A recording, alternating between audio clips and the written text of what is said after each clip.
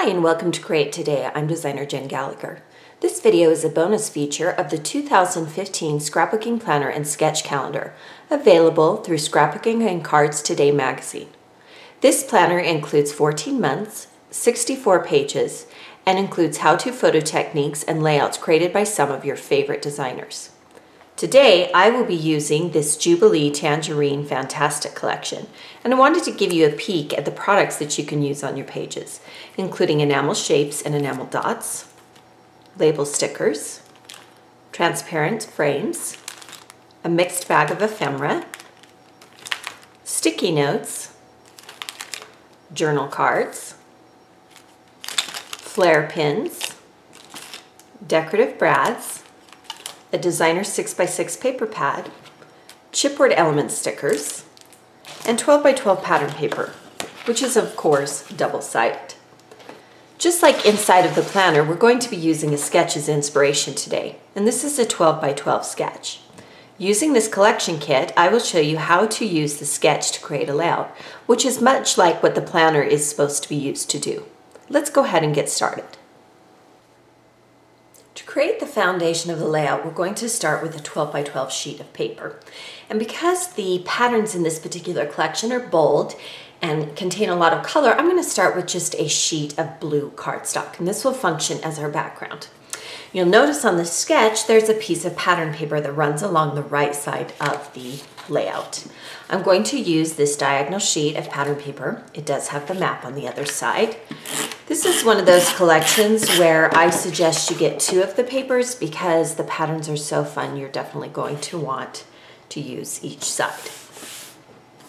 Down the center of the page is a large sheet of paper. And I loved the wood grain in this particular collection, and so I've cut it down, and it's going to fit in the center of our layout. You could also use this yellow pattern, which is found on the back. Now we're going to offset this a little bit, meaning we're going to put this a little more on the right side of the layout than just the left side of the layout. Now, this particular sketch includes 4 little journaling blocks and photo blocks. And because this collection already included things such as transparencies, journaling cards, and just pattern paper cards, we're going to fill the grid with these cards. We're going to let the collection papers do the work for us.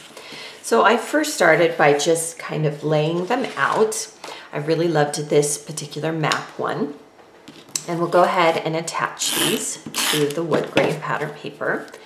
And we're going to somewhat center them and somewhat not. You will notice that I've cut the paper according to the wood grain so that it is centered on the page. So I wanted to get the wood grain centered. And then we'll go ahead and attach the map, but I'm going to place a photo to cover a lot of that. So if you like the map, save the map paper. Now, to adhere transparency, you need to think strategically about where to place the adhesive. I know that I am going to mount a photo that covers almost all of that transparency. So I'm going to put the adhesive just in the center here. Now, these transparencies are made to go over the tops of photos, but I'm going to use that as the foundation for my photo. And then rather than use the suggested 3x3 inch photo square, I did a slightly larger photo because I wanted to display photos that just were a little bit bigger. Now, as I said, I'm going to cover the map a little bit. Again, I have a photo that's a little bit larger. And rather than place the photo straight on, to add some interest to the page, I'm going to offset it. And then to the side, I'm just going to add some paper clips I have from my stash. They are Tim Holtz paper clips. And when I attach paper clips, I try to do one that is small, and then I do the next one a little larger. And then down here at the bottom, we'll add the final photo. Again, none of these are in the squares. They are simply just larger photos. And then I already added the journaling, as you can see here on the journaling card, and it does suggest a subtitle, but this particular real life was already written onto the cards. That made my job a little bit easier. Down the side here, there is a strip of more pattern paper, and we're going to use this yellow strip. You could also use the floral depending on the theme of your page. Before I adhere it down, you'll notice that on the sketch there is a suggested decorative border. And for something fun, what we're going to do is we're going to take a sheet from the 6x6 paper pad. It has this blue tribal looking pattern on one side, and then a very subtle tone-on-tone orange. And then I'm going to take this Stampin' Up! Triangle, and I'm going to simply punch out several of these. And we're going to create our own triangular border. And I'll get it started and then I'll finish it up off camera. So what we'll do is add a little bit of adhesive down the side of the border strip. And then we'll go ahead and mount the triangles onto that pattern paper. And then when you turn it over, you can get a feel. Now you can overlap. You could do multiple sizes of triangles, but I'm going to go ahead and finish up this entire border strip and then I'll show you what it looks like. So here's a look at what it looks like. Now something fun I wanted to try is I'm going to do just one larger triangle, and I'm hand cutting it. You could use a digital die cut machine to do this. And I just wanted to add a little bit of a larger one, and that just makes it a little bit more interesting. Now we'll go ahead and attach this to the side. And you'll notice that the yellow pattern paper runs a little higher than the wood grain pattern paper. Now for the title, as suggested, we are going to use one of the chipboard stickers, and it's the one that says fantastic. And this is a layout about a trip that I took, and this particular layout could go in any of the months. You could use this for any of the themes.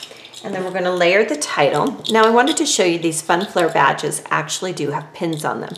And on the packaging there is some white sticky material that you can leave on the back, or if you wanted to pin them to the page you have that option, or you can even use them as actual flare buttons and pin them onto your clothing.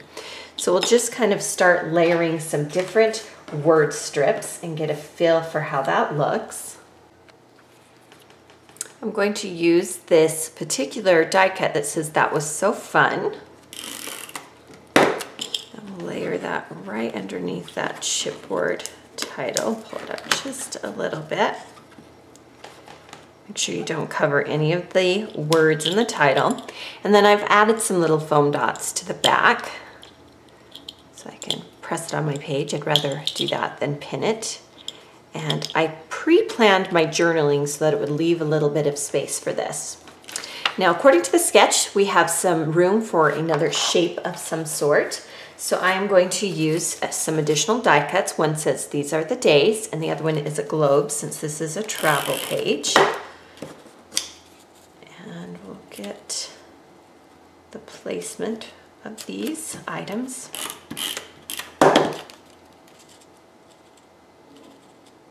I'm slightly overlapping them.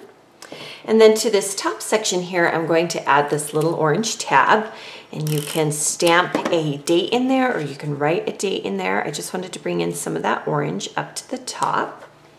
And then I wanted to, more than just have one little die cut here, I'm going to actually add some brads. And so I'm going to take a paper piercer, and you can poke into the paper and add a place for some brads. And again, I've just taken some of the decorative brads. I took a small one and a medium one. We'll just poke those right through the holes, and then we'll attach them onto the back.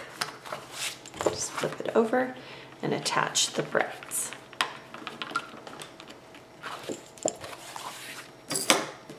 So let's go ahead and add a little bit of writing up here at the top. And this was in November. Again, anytime you have a travel, just do the month that you want to use it in, and it was November of 2013. And then to finish it off, I'm going to add a few photo corners. These are from Canson.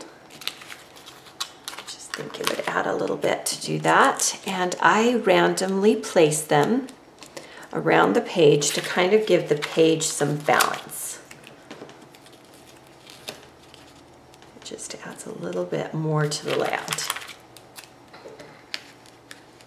So using the sketches found in the planner, you can quickly and easily put together an entire year's worth of layouts and memories.